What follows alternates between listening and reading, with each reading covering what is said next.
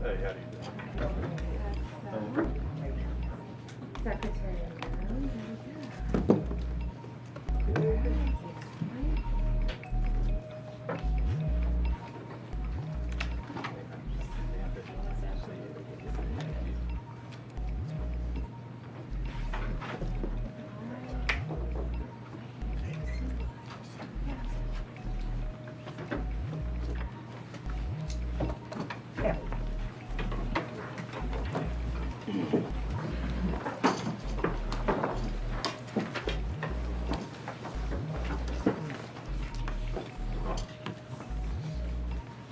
All right, is this on? Catherine, how do I turn this? You had it there, the red light. There you go. All right, got it. Thank you all for joining us today. We're excited to be here for the launch of the Task Force to Eradicate Anti-Christian Bias as outlined in the President's Executive Order. Joining me today are members of the task force and individuals who have been impacted by the anti-Christian bias. Together, this task force will identify any unlawful anti-Christian policies, practices, or conduct across the government, seek input from the faith-based organizations and state governments to end anti-Christian bias, find and fix deficiencies in existing and regulatory practices that might contribute to the anti-Christian bias.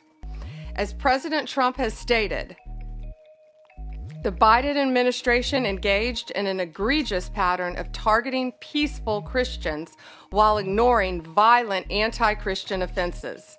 The president is right. Biden's Department of Justice abused and targeted Christians. Pro-life Christians were arrested and imprisoned for peacefully praying outside abortion clinics. The FBI spied on traditional Catholics in their parishes. President Biden declared Easter Sunday to be Transgender Day of Visibility. No longer. Vandalism against churches was 8 times higher in 2023 than it was in 2018. And it's at President Trump's directive, we ended those abuses at the Department of Justice on day one. We dropped 3 ongoing cases against pro-lifers and redefined the FACE Act to ensure that abuse would not continue and that American tax dollars were not used to support the weaponization of our legal system to target Christians. Just a few weeks ago, we convicted a man in Arizona for a plot to bomb Christian churches. The Department of Justice will protect religious liberty for Christians and for all Americans. We'll work closely with everyone around this table and take a whole of government approach to solving this problem, and ultimately protect Americans' First Amendment rights. The First Amendment isn't just a line in the Constitution, it's the cornerstone of our American liberty. It guarantees every citizen the right to speak freely, worship freely, and live according to their conscience without government interference. Protecting Christians from bias is not favoritism, it's upholding the rule of law and fulfilling the constitutional promise. Thank you to President Trump. We have an incredible opportunity, all of us around this table, to protect the rights of all citizens from discrimination based on their religious beliefs. And thank you all for being here based on this executive order, and I look forward to doing great work together. Now, Deputy Attorney General Todd Blanche has a few words. First, thanks everybody for coming and for members of the task force for being here today and for your commitment to this important effort.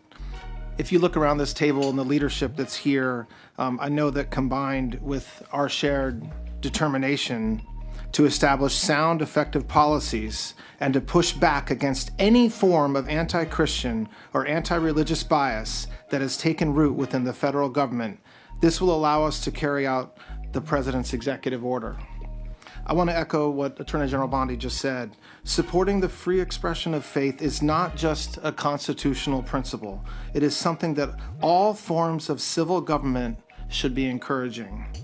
At its core, the executive order we're here to talk about today affirms a fundamental truth.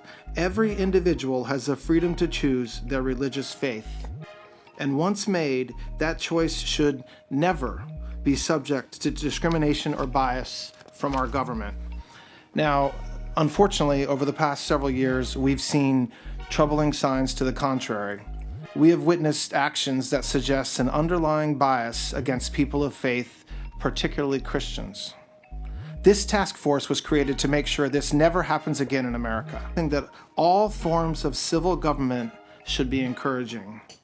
At its core, the executive order we're here to talk about today affirms a fundamental truth.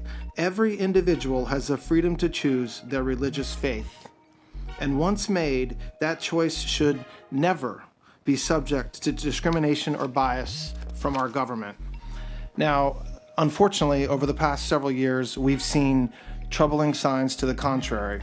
We have witnessed actions that suggest an underlying bias against people of faith, particularly Christians.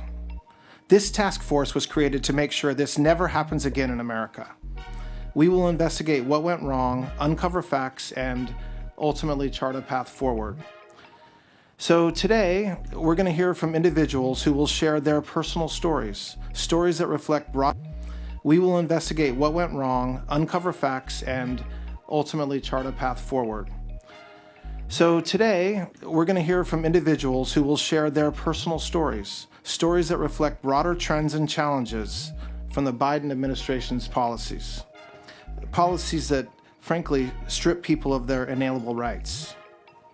We're also going to hear from members of this task force about the ways in which anti-Christian sentiment may have shown up in their departments or their agencies. A key challenge that we face is a public misunderstanding of our form of government. We're a constitutional republic, not a pure democracy. And this distinction matters because in a republic, individual rights are protected even when unpopular. And misunderstanding this distinction allows our institutions and media to misrepresent our founding principles. Our government's purpose is to secure rights, not restrict them. So yes, this task force has a big job ahead, but it's a vital one, and it's one that we're going to get done. Finally, I want to thank the members of the media who are with us today. We appreciate your attention and your presence for this opening portion of the meeting. At this time, we'll be moving into our internal discussions, and so if you would please make your way out, we'll then continue with the rest of our work in a closed session. Thank you very much.